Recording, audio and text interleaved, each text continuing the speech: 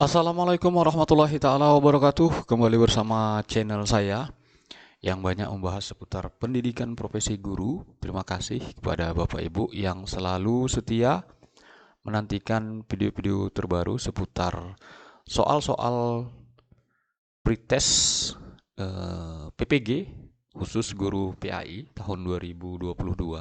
Kali ini saya akan melanjutkan tentunya soal ini sudah semaksimal mungkin sesuai dengan kisi-kisi. Jadi memang tidak saya tampilkan lagi kisi-kisinya. Jadi Bapak Ibu bisa cek karena saya yakin semua Bapak Ibu sudah memiliki kisi-kisi yang sudah beredar.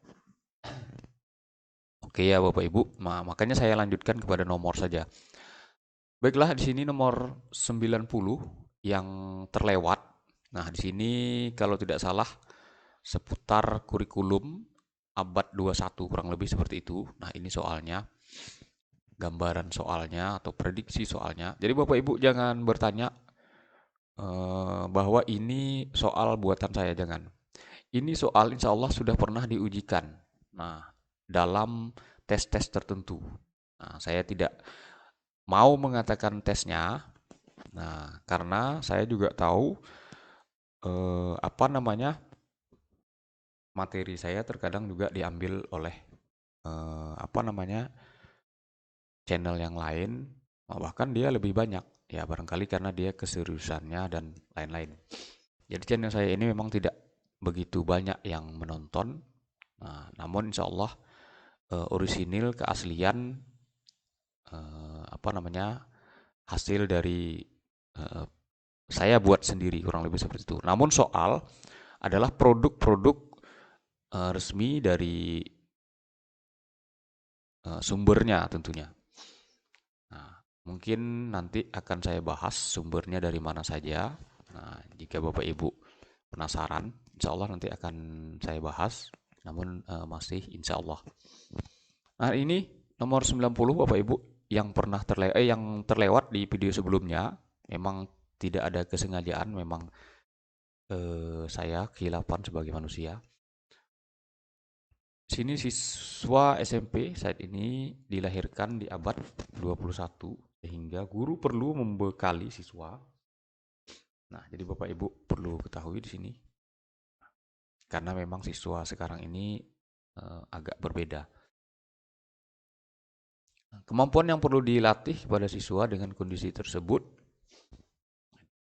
keterampilan kreatif, keterampilan kolaboratif, akses informasi, ini memang pedagogik sudah mulai berat menurut saya. Soal 91 kita urutkan saja kisi-kisinya.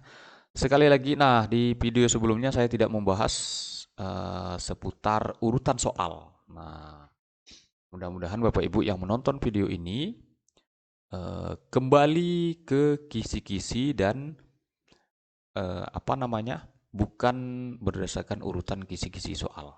Nah, jadi kisi-kisi yang kita lihat itu adalah kisi-kisi materi yang pasti keluar atau yang dipastikan panitia keluar soalnya. Namun, soal nomor satu itu bukan berurutan berdasarkan kisi-kisi. Nah, jadi seperti itu. Karena pengalaman kami ujian di saya khususnya pengalaman di UP.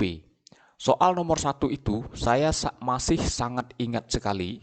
Itu ayat muhkam. Nah, itu soal nomor satu saya.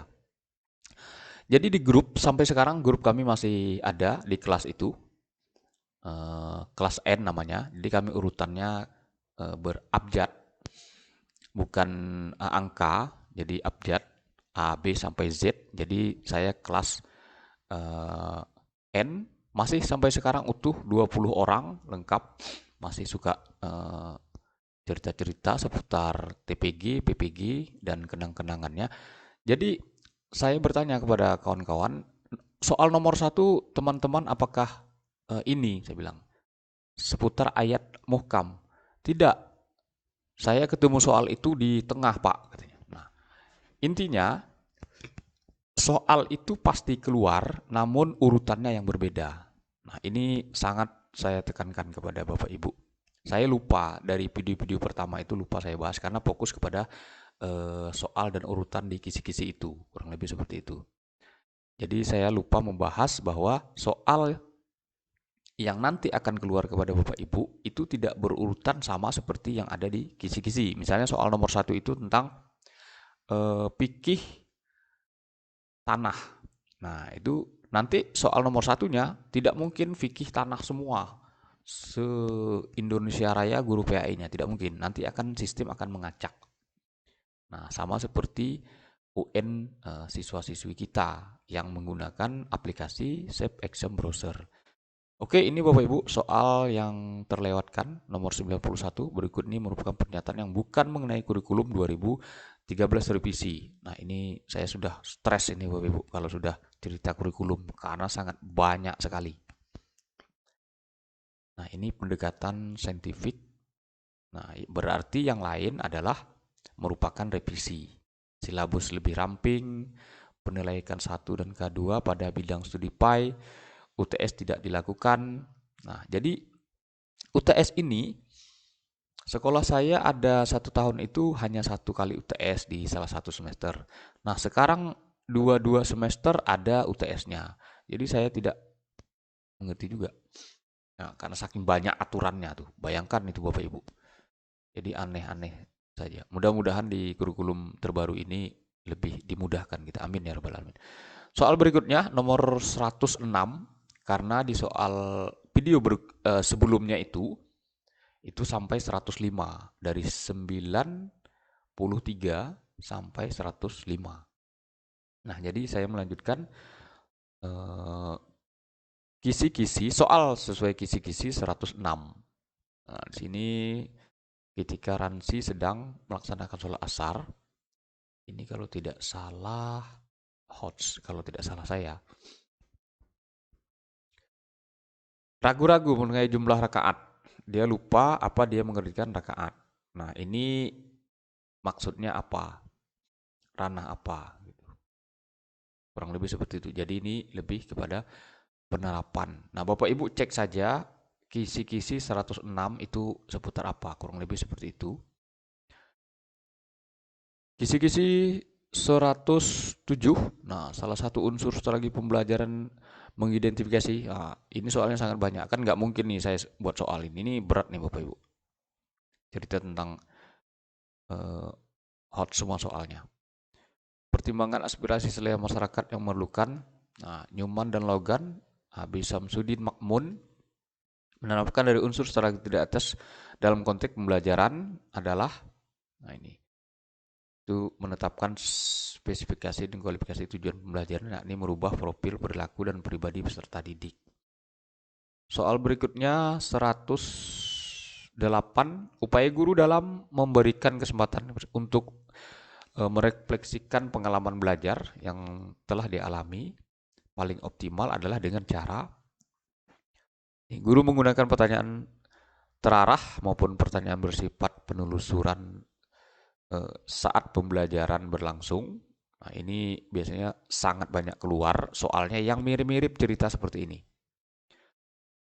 Jawabannya B. Jadi Bapak Ibu yang merasa kecepatan, di HP Bapak Ibu bisa memilih pilihan 75. 0,75 berarti dia lambat 25%. Nah, kalau pengen lambat lagi paling bawah 0,25. Nah, itu videonya maka akan makin lambat. Oke, saya lanjutkan soal 109. Pendidik melakukan penilaian kompetensi sikap melalui observasi penilaian diri, penilaian teman, sejawab. Nah, itu adalah merupakan Bapak Ibu cek kisi-kisi 109.